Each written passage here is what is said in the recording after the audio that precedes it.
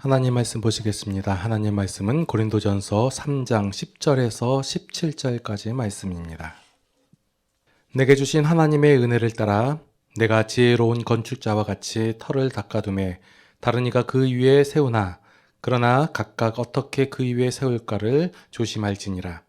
이 닦아둔 것 외에 능히 다른 터를 닦아둘 자가 없으니 이 터는 곧 예수 그리스도라. 만일 누구든지 금이나 은이나 보석이나 나무나 풀이나 지프로 이 터 위에 세우면 각 사람의 공적이 나타날 터인데 그날이 공적을 밝히리니 이는 불로 나타나고 그 불이 각 사람의 공적이 어떠한 것을 시험할 것임이라. 만일 누구든지 그 위에 세운 공적이 그대로 있으면 상을 받고 누구든지 그 공적이 불타면 해를 받으리니 그러나 자신은 구원을 받되 불 가운데서 받은 것 같으리라. 너희는 너희가 하나님의 성전인 것과 하나님의 성령이 너희 안에 계시는 것을 알지 못하느냐. 누구든지 하나님의 성전을 더럽히면 하나님이 그 사람을 멸하시리라. 하나님의 성전은 거룩하니 너희도 그러하니라. 아멘. 계속해서 말씀드리고 있는 내용이 이제 사도 바울이 하나님의 일을 하는 것, 사역하는 것의 그 근본됨이 무엇이냐? 바로 하나님의 은혜다라고 고백을 하고 있습니다. 혹자는 여러 가지 하나님의 사역들이 인간이 생각하는 여러 가지 배경과 조건에 의해서 좌지우지되는 모양을 보고 이런 것이 갖춰져야지 하나님의 일이 된다. 그리고 이런 것을 갖춘 자들이 흔히 말하는 준비된 자들이 하나님의 일을 할 수 있을 것이다 라고 말을 합니다. 그러나 사역의 근본은 바로 하나님의 은혜입니다. 은혜라는 것은 우리의 어떠한 노력이나 아니면 어떤 계획이나 아니면 어떤 모양에 따라 주어지는 것이 아니라 전적으로 주시는 하나님에 의해서 주시는 거예요. 그래서 그 모양이, 그 근간이 우리에게 전혀 없는 것이 은혜라는 것이에요. 그래서 하나님의 사역, 하나님의 일을 감당하기 위해서는 어떠한 인간의 수단과 방법, 기술이 아니라 그 하나님의 은혜가 기반이 돼야 된다는 거예요. 본문에서도 이제 사도 바울은 고린도 교회 성도들이 사도 바울과 아볼로나 그런 교회의 지도자들을 특별히 여기고 또한 그들의 헌신과 노력을 높이고자 할 때 정작 그 본인들은 본인들의 힘과 능력으로 된 것이 아니라 하나님의 은혜를 따라 행한 것이라고 강조를 하고 있습니다. 다른 사람들이 아니면 성도들이 이것은 이런 노력을 했고 이런 경험을 했고 이렇게 헌신을 했고 이런 바탕이 있었기 때문에 하나님의 일을 할 수 있습니다 하고 그 사람을 높이고자 할 때 그때 이 하나님의 은혜로 말미암아 되어졌다는 사실을 아는 사람들이 하는 말이 뭐냐면 이것은 하나님의 은혜로 된 것이지 우리의 노력으로 된 것이 전혀 아니고 우리를 특별히 여기지 말라라는 거예요. 그 예로 지난주에 이제 기드온에 대해서 말씀을 드렸죠. 기드온이 하나님의 은혜로 말미암아 그 일, 하나님의 사역을 감당해냈단 말이에요. 그러자 사람들의 반응이 어떻게 나타나냐면 왕으로 세우려고 했어요. 기드온을. 당신과 같이 이런 업적을 일으킨 사람이 우리의 왕이 되어야 합니다 라고 왕을 세우고자 했을 때 기드온이 그것을 결탄코 반대를 했단 말이에요. 그냥 경험적인 그 겸손으로서 반대를 한 것이 아니라 그 일을 이룬 것이 자신의 능력이 하나도 안 들어갔음을 알기 때문에 하나님의 100% 은혜로 되었다는 사실을 누구보다도 잘 알기 때문에 기드온은 왕이 됨을 말하지 않은 거예요. 원하지 않은 거예요. 그런 사실을 이상하게 여긴 거예요. 사도 바울도 마찬가지예요. 그 사도 바울이 비록 전도를 하고 그 사람들을 하나님에 대해서 알려주고 그랬지만 그리고 그 교회를 고린도 교회를 세웠지만 그렇게 이루어진 사실이 본인들의 노력이나 어떠한 그 바탕이나 아니면 헌신이나 이렇게 된 것이 아니라 하나님의 은혜로 말미암아 되었다는 사실을 누구보다도 잘 알았기 때문에 지금 고린도 교회인들이 바울파냐, 아볼로파냐, 게바파냐, 그리스도파냐 이렇게 나눠져서 분쟁하는 것 자체가 이해가 안 되는 것이에요. 자, 오늘 지혜로운 건축자 얘기가 나옵니다. 지혜로운 건축자는 누구를 얘기하는 거예요? 터를 잘 잡았다예요. 이 터가 누구예요? 예수 그리스도라고 터를 말하고 있어요. 자, 기독교의 신앙은 이 터를 기반으로 시작을 해요. 이게 제일 다이면서 제일 중요한 거예요. 세상 사람들과 기독교의 유일한 차이점이 예수 그리스도가 그 터냐 아니냐의 차이예요. 사람들은 그 터 위에 드러난 어떤 그 공적들, 모양들, 건물들, 이것을 얘기한단 말이에요. 이것이 어떻게 쌓였고 어떻게 지어졌고 어떤 모양을 지니고 있는가, 여기에 관심이 있단 말이에요. 그 대부분이 도덕성을 얘기하는 것이고 어떤 화려함을 얘기하는 것이고 아니면 어떤 견고함, 이런 것을 얘기한단 말이에요. 그런데 그러한 것들을 얘기하는 것이 아니라 가장 중요한 이 터를 얘기하는 거예요. 예수 그리스도라는 터 위에 쌓인 것, 이것이 가장 중요한 것이고 이것이 있고 없음이 가장 큰 차이라는 거예요. 이 기반이 바로 어떻게 이루어졌냐? 사람들은 이 터를 닦기 위해서 자신들의 공로를 조금이라도 넣고자 하는데, 사도 바울의 고백에 오늘 말씀 속에서 보니까 이 내게 주신 하나님의 은혜를 따라라고 말하는 거예요. 이 터는 바로 하나님의 은혜로 이루어진 거예요. 기독교가 말하는 전부가 바로 이 터인데, 이 터가 이루어진 것이 바로 하나님의 은혜로 되었다는 거예요. 그런데 이제 과거 이스라엘의 모습을 보면서 지금 우리의 모습도 마찬가지로 무엇을 원하느냐면, 그래도 우리의 공적과 공로가 들어가야 되지 않겠는가, 이렇게 얘기하는 거예요.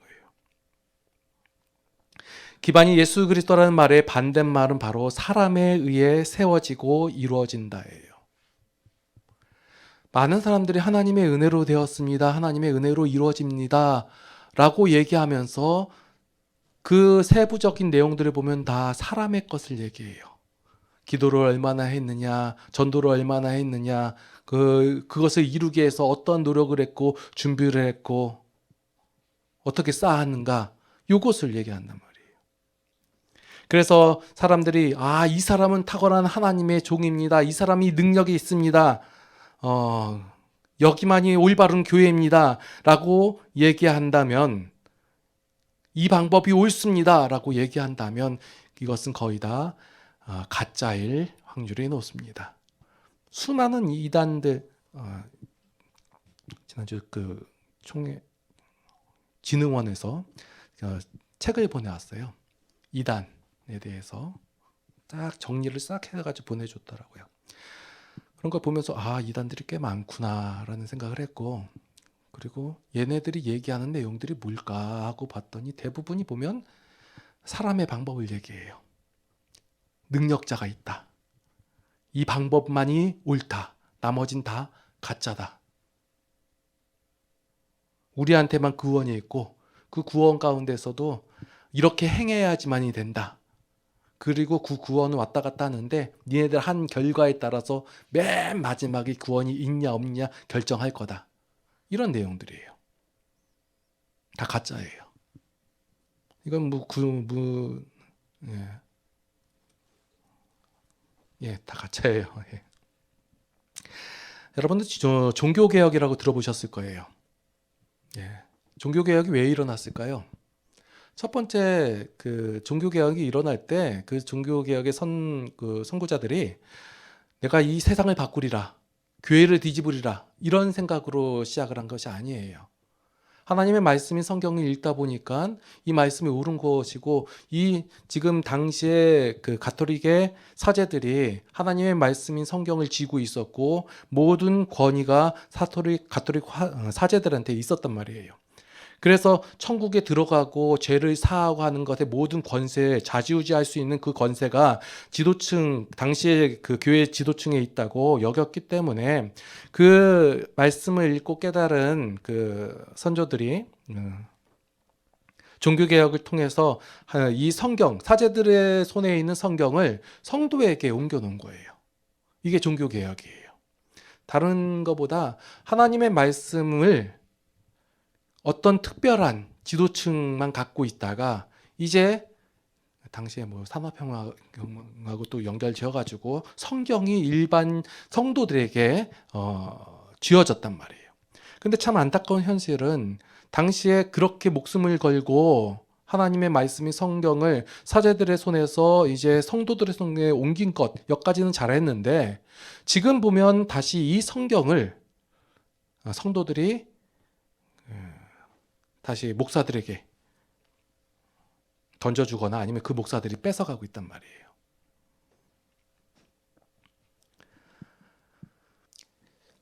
말씀만 잘 읽어도 그 말씀 가운데서 하나님께서 우리에게 보여주시고 오늘 지금 제가 계속해서 뭐 마태복음도 말씀드렸고 고린도서도 말씀드리고 있지만 하나님의 은혜가 기반이 되고 하나님의 은혜가 다다라고 말씀하고 있는데 그 외에 다른 것을 얘기한다. 이것은 잘못된 것이에요.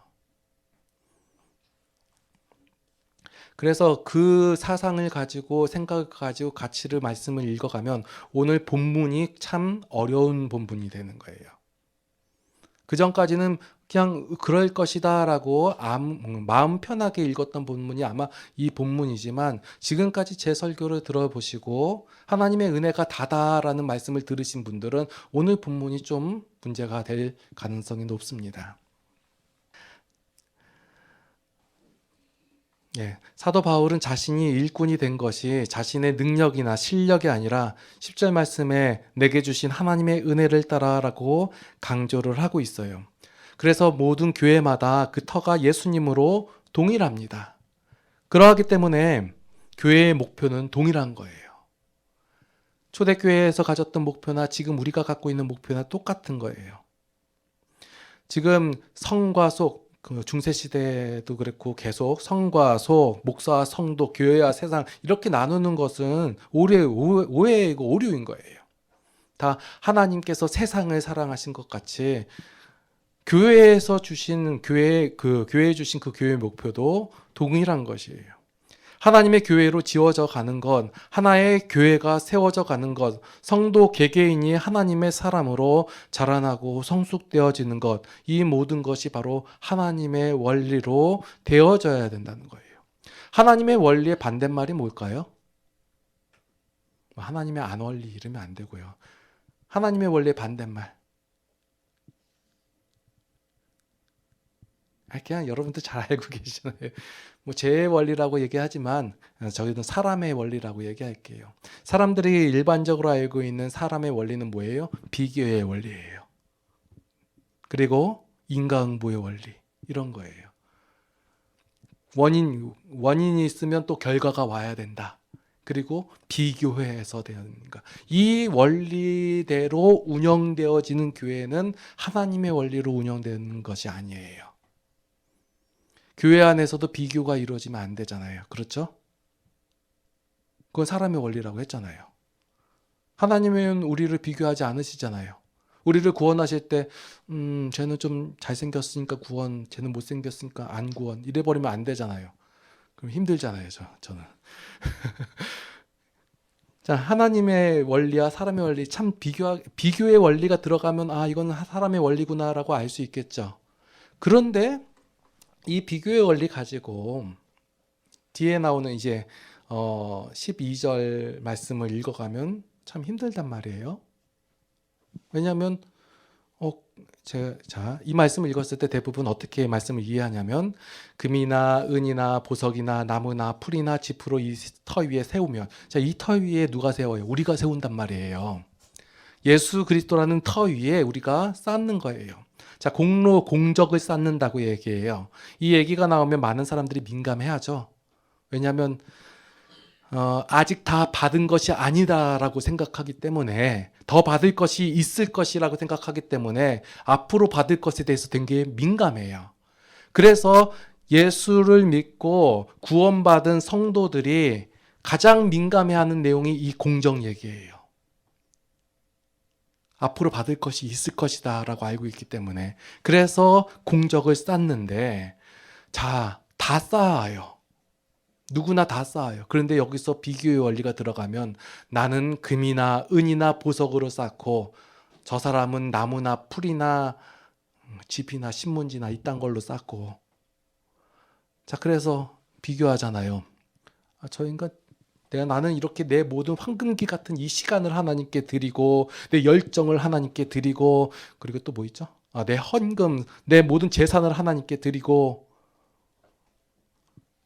금이나 은이나 보석 드리고 그런데 저 사람은 하나님께 뭐 바치는 것도 없어요. 공적을 쌓지도 않아요.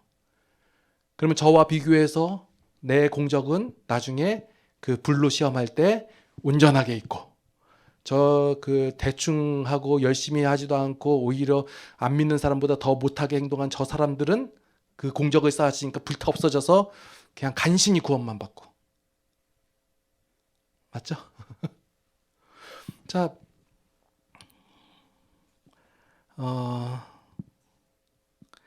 앞에서 말하는 내용하고 뒤에서 말하는 내용이 어느 정도 흐름이 맞아야 돼요. 책을 읽는데 앞에 있는 내용하고 뒤에 있는 내용은 전혀 다른 내용이 나와요. 흐름이 안 맞아요. 그러면 둘 중에 하나겠죠. 앞에 있는 내용을 내가 잘못 이해했든지 아니면 뒤에 있는 내용을 내가 오해를 했든지 둘 중 하나겠죠. 자, 오늘 앞에서 본문 가운데서 보면 하나님의 은혜로 됐습니다. 하나님의 원리로 이어져 갑니다. 모든 교회의 목표는 동일합니다. 이런 얘기를 했단 말이에요. 그리고 나서 뒤에 가서 자, 공적을 쌓을 건데 잘 봐. 자, 너는 어떤 사람은 금이나 은이나 보석을 잊었고 어떤 사람은 풀이나 나무나 풀떼기 이런 걸로 졌다. 어떻게 같은 자냐? 봐. 불로 시험하니까 얘는 다 타버리고 얘는 남아있지. 그러니까 얘가 상을 받을 거야. 라는 얘기가 앞에 있는 내용하고 뒤에 있는 내용하고 같아요. 흐름이 아예 다르단 말이에요. 그런데 우리는 여태까지 이게 맞다고 봐요. 왜요? 원래 알고 있던 내용과 가치를 가지고 말씀을 읽어갔기 때문에 그게 뭐야? 인간적 원리와 방법이기 때문에 이런 내용이 나오면 당연히 사람의 원리로 받아들이고 생각을 하고 판단을 한단 말이에요. 은혜로 됐습니다 얘기하면서 정작 내용은 사람의 공로로 되어집니다 이 얘기예요. 그러면 아니잖아요. 그죠? 근데 보니까 앞에 있는 내용이 맞죠? 그죠? 하나님의 은혜로 되었습니다. 맞죠? 100% 하나님의 은혜 맞죠? 그러면 뒤에 있는 내용을 우리가 오해를 했단 말이에요. 우리의 가치는 뭐예요? 금이나 은이나 보석이에요. 근데 지금 내용에서 보면 각 사람의 공적이 13절에 나타날 텐데 그날의 공적이 밝히리니 이는 불로 나타낸대요. 왜 불로 나왔을까요? 자, 그럼 구분점이 뭐예요? 비싼 거냐 싼 거냐 이 내용이에요? 아니면 타는 것과 안 타는 것이에요? 타는 것과 안 타는 것이에요. 우리는 그냥 금이나 은이나 보석이라고 써놨기 때문에 여기 돌멩이 껴도 돼요. 괜찮아요. 여기에 안 타는 쓰레기 넣어도 괜찮아요. 여기서 초점은 타냐 안 타냐지 비싼 거냐 싼 거냐 이 얘기가 아니란 말이에요. 그래 싼 것이 아닌 타냐 안 타냐 변하냐 안 변하냐 요것을 말씀하고 있단 말이에요. 그래서 너희가 이제 쌓은 건데 뭐냐? 변하지 않는 것. 이 변하지 않는 것이 뭐예요? 사람의 것은 다 변한다고 했어요. 뭐예요? 하나님의 것, 하나님의 원리, 하나님의 가치, 하나님의 말씀이 바로 변하지 않는 거예요. 뭘로 쌓는 거예요? 하나님의 것으로 쌓는 거예요. 하나님 앞에 우리의 시간은 값진 것일까요? 우리가 우리의 시간은 값져요. 우리의 헌금, 우리의 노력, 우리의 열심, 우리의 땀방울, 우리가 보기엔 그것이 값진 것이지만 하나님 보시기에 그것이 값진 것일까요? 하나님의 원리, 하나님의 마음에 맞는 것, 이것으로 되어지는 것, 이게 변하지 않는 것이에요. 여러분들이 쌓는 것은 바로 그런 것이에요. 좀 더 쉽게 말씀드리면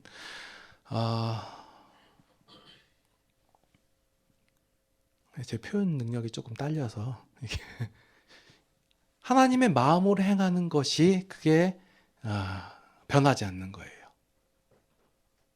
하나님의 심정으로 나타나는 것이 그것이 변치 않는 것이고 불타 없어지지 않는 것이고, 그럼 공정하게 남아 있는 것이 하나님의 원리 변하지 않는 것이고, 그러면 여러분 상이 뭘까요? 제가 아까 말씀드릴 때 사람들은 어떤 기대를 갖고 한다고요? 앞으로 받을 것에 대한 기대로서 상을 기대하잖아요. 그러면 상은 뭐예요?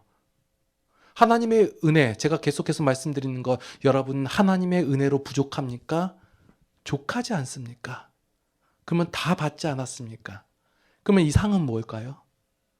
하나님의 원리와 마음으로 가치를 가지고 살아가는, 쌓은 모든 것이 변하지 않는 것, 이게 그대로 있으니 그것이 상이다예요. 그 안에서 기쁨과 즐거움으로 누리며 살아가는 것, 이것이 상이다예요. 여러분들이 하나님의 마음을 품고 하나님의 심정을 가지고 살아가잖아요. 그러면 그렇게 나타나는 모든 것이 여러분들의 상이라는 거예요. 그 안에서 평안히 사는 것이 상이고, 만약 그 집이 무너지고 타버린다면, 그러면 여태까지 쌓아놓은 것이 초라하게 없어지고 그 모든 수고가 헛된 수고가 된다는 거예요. 헛고생하는 거예요. 헛된 열심을 쌓은 거예요. 여러분들이 사람의 가치와 열정을 가지고 원리를 가지고 쌓은 것들, 그런 마음으로 행한 것들, 그것이 다 없어진다는 거예요.